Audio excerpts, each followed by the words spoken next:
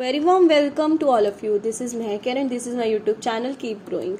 Today we will be learning about NCERT Psychology Class 12 Chapter 1 Variations in Psychological Attributes and this is Part 6. Part 5 के अंदर हमने discuss करा था कैसे nature and nurture का interplay complex होता है और कैसे ही वो कोरिलेशन क्या होता है उनका, और आईक्यू लेवल हमने पढ़ा था, नॉर्मल कर्व के बारे में हमने पढ़ा था. अब हम पार्ट 6 के अंदर हमारे पास जो कंटेंट्स रहेंगे वो रहेंगे वेरिएशंस ऑफ इंटेलिजेंस. मतलब इंटेलिजेंस जो है एक दूसरे से कैसे डिफर करती है, ठीक है, उनके वेरिएशंस मतलब इंटेलेक्चुअल डेफिशिएंसी और इंटेलेक्चुअल गिफ्टेडनेस कैसे एक दूसरे से अलग है.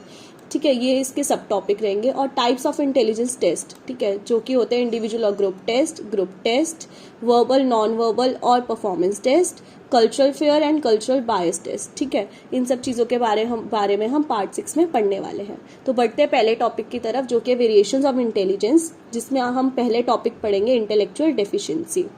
इंटेलेक्चुअल डेफिशिएंसी से ही हमें समझ में आ रहा है कि जो उसकी इंटेलेक्चुअल एबिलिटी है वो वीक है. ठीक है, children face enormous difficulty in learning even very simple skills. इन बच्चों के अंदर क्या होता है, इन बच्चों को बहुत ज़्यादा डिफिकल्टी महसूस होती है जब भी कोई चीज़ नई सीख रहे होते हैं. मतलब जैसे कि नॉर्मल जो बच्चे होते हैं उनसे इनकी जो लर्निंग पावर होती है वो कम होती है. ठीक है, वो चीज़ों को ना बहुत टाइम बाद सीख पाते हैं. मतलब धीरे धीरे उनको प्रैक्टिस करवानी पड़ती है, तब जाके उनको सिंपल जो चीज़ें होती है ना वो भी बाद में समझ में आती है. These children who show intellectual deficiency are intellectual deficiency AAMD views intellectual disability as significantly sub-average general intellectual functioning existing concurrently with defects in adaptive behavior and manifested during the developmental age. इन बच्चों के साथ क्या होता है, जो बच्चे होते हैं इनकी इंटेलेक्चुअल डेफिशिएंसी इसलिए होती है, अगर हम AAMD के व्यू से देखा जाए तो इसलिए होती है क्योंकि जैसे जनरल जो बच्चे होते हैं, ठीक है, जब वो बाय बर्थ के टाइम जो पूरा इन्फेंसी वाला स्टेज होता है, जो आपका प्री नेटल स्टेज होता है, उसके टाइम पे जो उनकी अच्छे से डेवलपमेंट होती है वो नहीं हुई होती. ठीक है, जिसकी वजह से बच्चे के जो अडेप्शन मतलब जिस एनवायरनमेंट में वो रह रहा होता है उस चीज़ को, उसके बिहेवियर को वो अडेप्ट नहीं कर पाता, मतलब अपने एनवायरनमेंट को अडेप्ट नहीं कर पाता. ठीक है, अगर वो अडेप्ट नहीं कर पाएगा तो उसको मॉडिफाई कैसे करेगा, चीज़ों को कैसे समझेगा. इसलिए उनके अंदर इंटेलेक्चुअल डेफिशिएंसी होती है क्योंकि वो अडेप्ट नहीं कर पाते किसी भी चीज़ को, उनके बिहेवियर को भी समझना बहुत मुश्किल होता है. 3 features of the above definition are. अब इनके फीचर्स क्या है, ठीक है. सिग्निफिकेंटली सब average intellectual functioning is a must to be regarded as intellectual disabled having an IQ below 70. इन बच्चों के अंदर क्या होता है, बेसिकली ये होता है कि जो इनका IQ लेवल होता है वो बिलो 70 होता है. ठीक है, जो हमने नॉर्मल कर्व पढ़ा था उसके अंदर भी यही सब था. जो डिसेबल्ड रिटार्डेड वाले बच्चे थे उनके अंदर क्या होता है, IQ लेवल जो होता है वो 70 के अराउंड होता है, 70 से बिलो होता है. ठीक है, जैसे इसमें आप देख सकते हैं, इसमें माइल्ड, ठीक है, जिसको माइल्ड रिटार्डेशन या माइल्ड डिफिशिएंसी है उनका IQ 55 to 69 के बीच में लाई करता है, जिसमें developmental slower than their peers, मतलब जो नॉर्मल बच्चे होते हैं उनसे कम उनकी डेवलपमेंट होती है. However can function quite independently. ठीक है, बट लेकिन ये थोड़ा बहुत अगर इनको चीज़ों को समझा दिया जाए तो ये अपने आप से कोई ना कोई मतलब चीज़ें कर सकते हैं. ठीक है, इनको सेल्फ फीडिंग वाली हैबिट जो मतलब होते हैं ना कि फीडिंग वाली हैबिट होती है, स्पून फीडिंग वाली, वो उनको नहीं होती. ठीक है, तो वो अपने आप से कुछ चीज़ें कर लेते हैं. होल्ड्स जॉब्स एंड फैमिलीज, मतलब ये जो बच्चे होते हैं माइल्ड डेफिशिएंसी से वो जॉब भी कर लेते हैं और इजीली अपने फैमिली को संभाल भी लेते हैं. मॉडरेट, अब जो मॉडरेट IQ होता है जो रिटार्डेशन डेफिशिएंसी में आता है 40 to 54. ठीक है, इसमें क्या होता है, lag behind their peers in language and motor skills. ये बहुत पीछे होते हैं लैंग्वेज में भी और मोटर स्किल्स में भी. जैसे कि आप लैंग्वेज एक्विजिशन कर रहे हैं इंग्लिश की, ठीक है, आप हिंदी एनवायरनमेंट में पढ़े हैं, मतलब बड़े हुए हैं, आपकी डेवलपमेंट हुई है, पर आप न्यू लैंग्वेज सीख रहे हैं इंग्लिश. तो जो उनके साथ के नॉर्मल बच्चे होंगे वो जल्दी सीख लेंगे और ये बच्चे बहुत लेट सीख पाएंगे. मोटर स्किल्स, जो जैसे इनकी पेंसिल पकड़ने की वो हो गई, या फिर वो रनिंग हो गई, या कोई भी एक्टिविटी हो गई जिसमें मोटर्स हमारे यूज हो रहे हैं, हैंड्स के गेस्ट जो हमारी चीजें यूज हो रही है, ठीक है, हमारी बॉडी पार्ट्स जो यूज हो रहे हैं वो इनके बहुत रेयर, मतलब बहुत ज्यादा पीछे कर तो लेते हैं यूज पर, लेकिन बहुत इनको एफर्ट्स करने पड़ते हैं तब जाके यूज़ कर पाते हैं। Can be trend in self care, simple social and communication skills. इनको ट्रेंड करा जाता है, इनके लिए स्पेशली एक ऑर्गेनाइजेशन बनाई जाती है जहाँ पे इनको ट्रेनिंग मिलती है, अपने बारे में ये सीखते हैं, सेल्फ केयर कैसे कर सकते हैं, छोटी छोटी चीज़ें कैसे कर सकते हैं अपने लिए, वो सारी चीज़ें सिखाई जाती है। सोशली इनको कैसे बिहेव करना होता है या सोशली आप इनको कैसे मैनर्स वगैरह सिखाते हैं, ये सारी की सारी चीज़ें आपके उस वो ऑर्गेनाइजेशन में होती है। इनको कम्युनिकेशन स्किल्स भी सिखाई जाती है। Need moderate degree of supervision in everyday, ठीक है। इनको कोई ना कोई एक होता है ना ग्रैटिट्यूड, इनको ना कोई चीज़ें ऐसी देनी पड़ती है, एप्रिसिएशन देना पड़ता है इन्हें, ताकि ये अपने एवरीडे ना उसमें हेजिटेट फील ना करे, इनको डिप्रेस फील ना करे, ठीक है। अगर कोई भी ये काम करे, ये ऐसे बच्चे ना बहुत जल्दी डिप्रेस हो जाते हैं, ठीक है। तो इनको डिप्रेस फील ना करवा के इनको एप्रिसिएशन दिया जाए, ठीक है। तो एक मॉडरेट डिग्री ऑफ सुपरविजन इनको देना चाहिए, मतलब एक इनको निगरानी के लिए इनके आसपास कोई ना कोई इंसान होना चाहिए, ताकि ये अपना जो डेली रूटीन का वर्क है वो आराम से कर सके, इनको रीइंफोर्समेंट या एप्रिसिएशन देते हुए, ठीक है। सीवियर, जो सीवियर होते हैं जिनके IQ 25 to 39 के बीच में लो करता है, या प्रोफाउंड होते हैं below 25 IQ, incapable of managing life. ये बच्चे कुछ भी नहीं कर पाते हैं, बैठे रहते हैं नॉर्मली। इनके जो फिजिकली जो चीज़ें होती है या फिर मेंटली चीज़ें होती है, ठीक है, इनके बॉडी पार्ट्स जो होते हैं वो इनकेपेबल ऑफ मैनेजिंग लाइफ, ठीक है। वो बिल्कुल भी वर्क नहीं कर पाते हैं, ठीक है। तो वो एक तरीके से बैठे रहेंगे, ठीक है, तो वो नहीं कर सकते। Need constant care for their entire life. उनको कोई ना कोई ऐसा इंसान चाहिए होता है जो उनको खिलाए, उनको लेकर जाए, या उनको मतलब व्हील चेयर पे बैठे हैं वो उनको थोड़ा सा घुमा दे, पर ये अपने हाथ पैर नहीं चला पाते, ठीक है, बिल्कुल भी। Defects in adaptive behavior, where adaptive behavior means a person's capacity to be independent and deal effectively with one's environment, ठीक है। अब इसके अंदर जब एडेप्टिव बिहेवियर क्या होता है, जब आप एक एनवायरनमेंट के अंदर रह रहे हो, ठीक है, वहाँ के आप रूल्स एंड रेगुलेशंस जो है वो फॉलो कर रहे हो, आप एक कैपेबल इंसान हो जो आप अपनी सोसाइटी को अपना पार्ट दे सकते हो, ठीक है। पर लेकिन डिफेक्ट्स इन एडेप्टिव बिहेवियर क्या होता है कि उसमें वो इनकैपेबल होते हैं ऑफ डूइंग समथिंग, ठीक है। वो नहीं कर पाता, जैसे नॉर्मल जो बच्चा कर पाता है वो चीज़ वो नहीं कर पाते, वो अपनी सोसाइटी को वो चीज़ें नहीं दे पाते जो वो डिजर्व करती है, ठीक है। तो उनको कैसे इंडिपेंडेंट बनाना है to deal effectively with one's environment, ठीक है। अपने एनवायरनमेंट से वो कैसे इफेक्टिवली डील कर सकते हैं। Defects must be observed during the developmental period, that is between 0 to 18 years of age, ठीक है। आप इसको पहचान सकते हैं कि किसी बच्चे को माइल्ड डेवलपमेंटल या माइल्ड डेफिशिएंसी है, मॉडरेट है या सीवियर है, प्रोफाउंड है, ठीक है। वो आपको पता चल जाता है जब बच्चा जैसे जैसे धीरे धीरे बड़ा हो रहा होता है पर उसकी मेंटल एज कम ही रहती है, ठीक है, या उसकी साइकोलॉजिकल सिम्टम्स आपको दिखने लग जाते हैं, तो आप पहचान जाते हैं कि 0 to 18 ईयर्स की एज में आपको पता चल जाता है कि ये बच्चा जो है इसका डेवलपमेंटल पीरियड जो है वो स्लो है, ठीक है। Taught to work and function with special attention, इनको बहुत ज़्यादा स्पेशल अटेंशन चाहिए होती है, ठीक है। स्पेशल अटेंशन देनी पड़ती है, अगर इनको आप कुछ काम भी दे रहे हो तो इनको अटेंशन आपको देनी पड़ेगी। आप उनके पास खड़े हो जाओ ताकि आप नोटिस कर पाओ कि ये इतनी इफेक्टिवली वर्क कर रहे हैं या नहीं कर रहे। Some can not be train and require institutional care throughout their lifes, but लेकिन जैसे माइल्ड में आ गए, मॉडरेट में आ गए, ठीक है, उनको कम अटेंशन की जरूरत होती है, उनको ट्रेन मतलब करने की जरूरत नहीं होती, वो चीज़ें देख के सीख लेते हैं, पर उनको टाइम लगता है सीखने में। Different levels of intellectually disability, ठीक है, बहुत सारे डिफरेंट लेवल्स हैं इंटेलेक्चुअली डिसेबल्ड के, ये जो सारे हैं माइल्ड, मॉडरेट, सीवियर, प्रोफाउंड, ये सारे डिफरेंट लेवल्स हैं इंटेलेक्चुअली डिसेबिलिटी के, ठीक है। नेक्स्ट पे हम बात करते हैं इंटेलेक्चुअल गिफ्टेडनेस। इंटेलेक्चुअल गिफ्टेडनेस जो होते हैं ना, ये बच्चे गॉड गिफ्टेड होते हैं, ठीक है। ये क्रिएटिविटी में भी आगे रहते हैं, ठीक है। इनकी इमोशनल इंटेलिजेंस होती है वो भी अच्छी होती है, इनके IQ लेवल भी बहुत हाई अबव एवरेज होता है, ठीक है। Higher performance because of their outstanding potentials, ठीक है। अब हर चीज़ परफॉर्म कर लेते हैं, ठीक है। अगर इनको बोल दो स्टेज पे जाके डिबेट देनी है तो ये वो भी दे देंगे। अगर आप बोलो इनको आर्ट एंड क्राफ्ट करना है तो उसमें भी बहुत ज़्यादा हाई लेवल पे परफॉर्मेंस दे सकते हैं, ठीक है। तो ये मतलब आउटस्टैंडिंग इनको मिलता है एज अ अवार्ड, क्योंकि ये इनकी पोटेंशियल जो होती है, एबिलिटी, वो ज़्यादा होती है। Giftedness is exceptional general ability shown in superior performance in wide variety of areas, ठीक है। गिफ्टेडनेस जो होती है एक्सेप्शनल जनरल एबिलिटी, मतलब जैसे हम एवरेज वाला जो बच्चा होता है उससे ज़्यादा उनके अंदर एबिलिटी होती है, ताकि वो वाइड वैरायटी ऑफ एरियाज में अपनी परफॉर्मेंस दे पाते हैं। Talent refers to remarkable ability in a specific field. The highly talented are sometimes called prodigies. ठीक है। अब इनको क्या बोलते हैं कि जो टैलेंट जो होते हैं, जिनके अंदर बहुत ज़्यादा रिमार्केबल टैलेंट होता है, जो हर फील्ड में बहुत अच्छा करते हैं, उनको हम प्रोडिजीज भी कहते हैं। ठीक है। Giftedness depends on a combination of high ability, high creativity and high commitment from teachers point of view. ठीक है।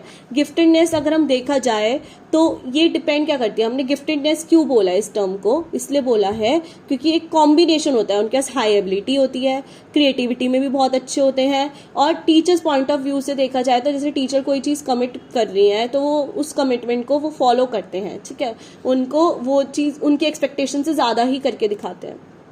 Gifted children show early signs of intellectual superiority even during infancy and early childhood they show। अब gifted children जो होते हैं ना वो early signs of मतलब उनके ना पहले ही दिखने लग जाते हैं, जैसे 0 to 18 ईयर्स के बीच में आप ये पता लगा सकते हैं कि उनका डेवलपमेंटल पीरियड कैसा है। तो आपको पता चल जाता है कि अगर वो हर चीज़ में बच्चा, जैसे आजकल के पेरेंट्स बोलते हैं ना कि मेरा बच्चा जो है वो बहुत जल्दी लैंग्वेज को कैच कर लेता है। ठीक है। वो मतलब स्कूल में जो भी काम होता है, ठीक है, उस चीज़ को बहुत अच्छी तरह से उसको ना स्कूल में ही समझ में आ जाता है, वो घर पे आके उसको पढ़ने की जरूरत नहीं होती है। ठीक है।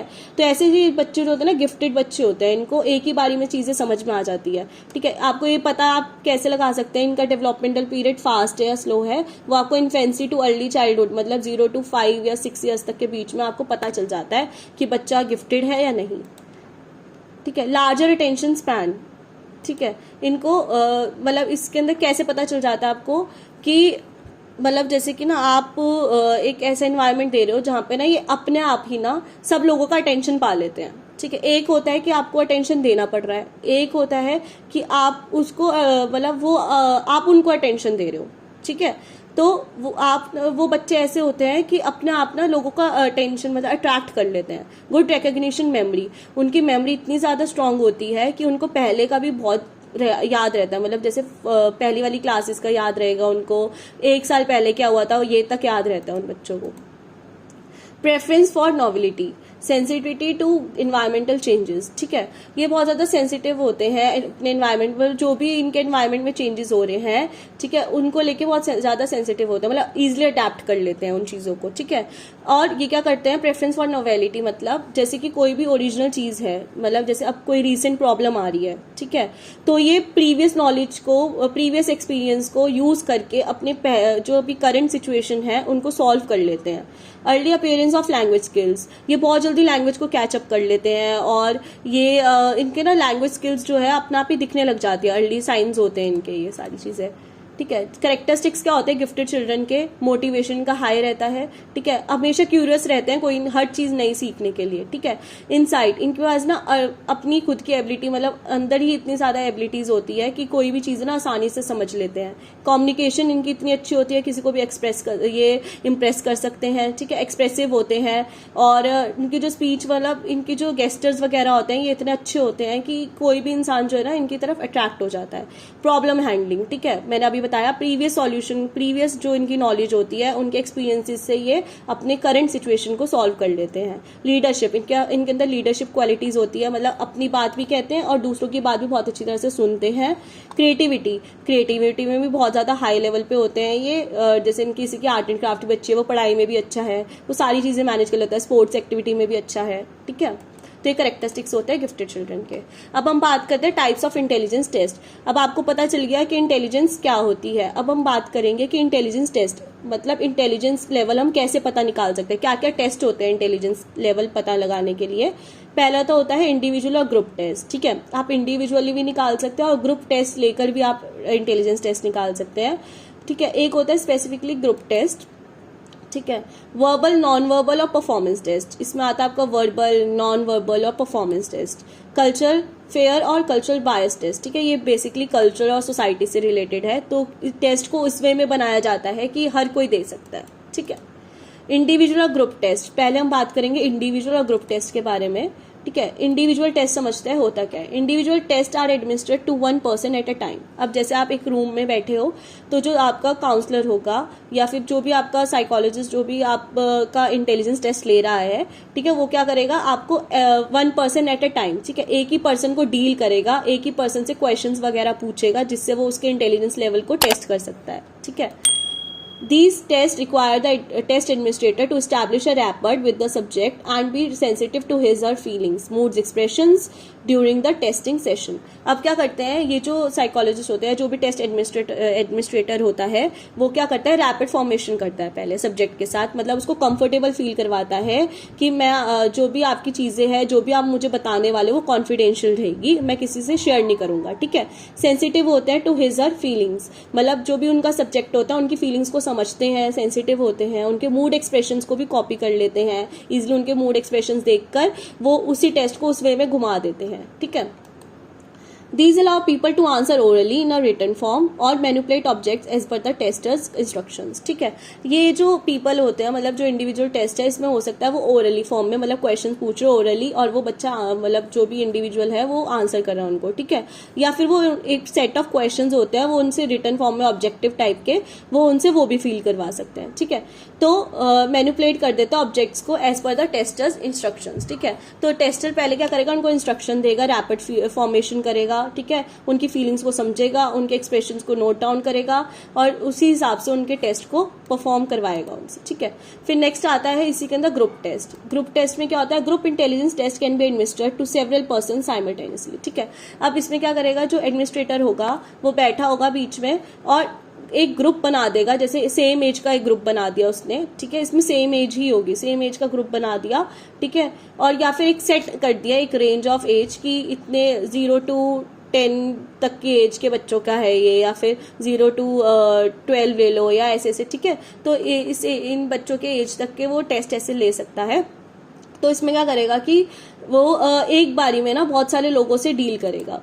These do not allow an opportunity to be familiar with the subject feelings, ठीक है. बट लेकिन इसके अंदर क्या होता है, जो सामने वाला इंडिविजुअल होता है या ग्रुप पे जो बैठा होता है, ठीक है, उनके पास अपॉर्चुनिटी नहीं होती कि वो एडमिनिस्ट्रेटर के साथ फैमिलियर हो सके, ठीक है, उनको और जान सके, या एडमिनिस्ट्रेटर जो है उनकी फीलिंग्स को समझ सके, ठीक है. इसमें क्योंकि क्या होता है, वो खुल के अपनी बात शेयर नहीं कर सकता, ठीक है, ये सोच करके आसपास लोग बैठे हैं, इसलिए they seek written answers usually in MCQ format. तो वो क्या करता है, एडमिनिस्ट्रेटर क्या करते हैं, ज्यादातर ऐसे टाइम पे ग्रुप टेस्ट में वो क्या करते हैं, रिटन आंसर्स लेते हैं. रिटन आंसर्स में जैसे एक शीट पे वो सेट ऑफ क्वेश्चन दे देंगे और उसके अंदर फिर MCQ फॉर्मेट में होता है, जिसमें उनको अपने हिसाब से जो भी उनका परसेप्शन है उसके हिसाब से उनको आंसर फिल करना होता है, ठीक है. अब आते हैं नेक्स्ट टेस्ट के ऊपर, वर्बल, नॉन वर्बल और परफॉर्मेंस टेस्ट, ठीक है. इसमें क्या होता है, वर्बली मतलब बोलकर, नॉन वर्बल जिसमें बोलने की जरूरत नहीं होती, और कैसे आप परफॉर्म करते हैं, ठीक है.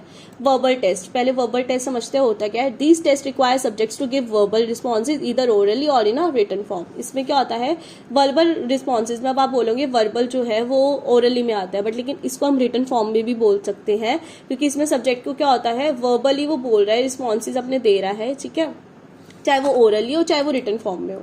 These test can be administered only to literate people, ठीक है. इसमें क्या होता है, आपको लिटरेट होना जरूरी है. अगर आप अपने सब्जेक्ट से क्वेश्चंस पूछ रहे हैं, एडमिनिस्ट्रेटर जो है अपने सब्जेक्ट से क्वेश्चंस पूछ रहा है, तो उसके लिए उसका लिटरेट होना जरूरी है, ठीक है. नहीं तो क्योंकि रिटन फॉर्मेट में तो उसका लिटरेट होना जरूरी है ना, लैंग्वेज तो लिखी हुई होती है, ठीक है. तो जो पर्सन है उसको लिटरेट होना जरूरी है वर्बल टेस्ट के लिए.